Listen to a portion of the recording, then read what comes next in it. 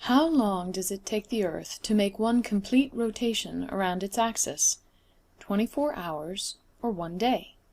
If we look at the same image of the globe, but from the top, looking down the axis from the North Pole, we see the Earth is rotating counterclockwise around the North Pole.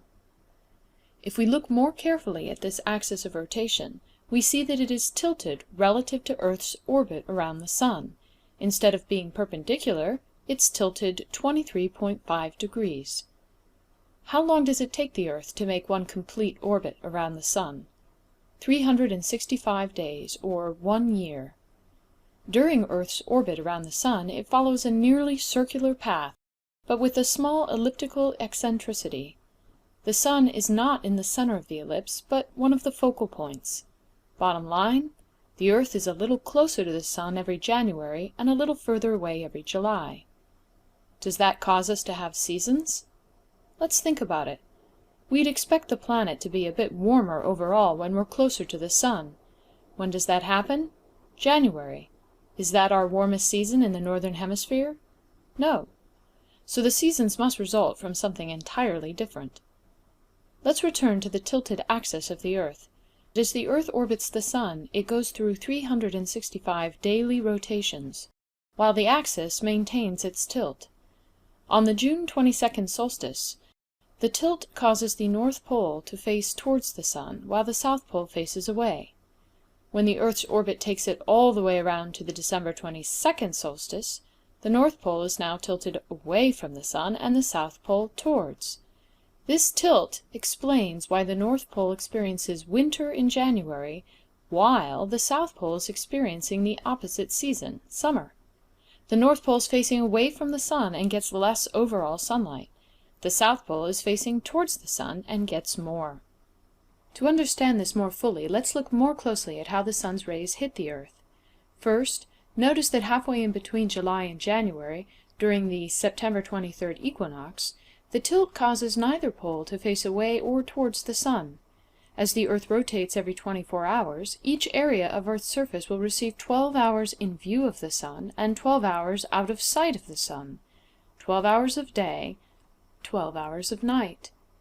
Equal lengths of day and night is why this time is called an equinox. As the Sun's rays hit the surface, they are strongest at the equator, directly in the middle, where they hit at a 90-degree angle. As Earth moves towards the December 22nd solstice, the North Pole tilts further and further away from the Sun. At its maximum tilt on solstice day, the Sun's rays are now hitting directly at 23.5 degrees south latitude, or the Tropic of Capricorn. Notice that every location within the Antarctic Circle at the South Pole is getting 24 hours of sunlight. As the Earth rotates, none of these locations is ever lacking in sunlight. This creates the summer season for the Southern Hemisphere. In the Northern Hemisphere, inside the Arctic Circle, the reverse happens. 24 hours of darkness, winter season for the North. As we watch the Earth continue its orbit, the Earth's tilt again moves towards the Sun, such that when we reach the March 22nd equinox, we once again have all parts of the planet receiving equal amounts of sunlight and darkness. The equator once again receives the direct sunlight. At high noon, the Sun would be directly overhead here. Returning back to the June 22nd solstice, we see the tilt move the North Pole towards the Sun, so that the North Pole receives more and more hours of sunlight each day. At the solstice, the Northern Hemisphere experiences summer.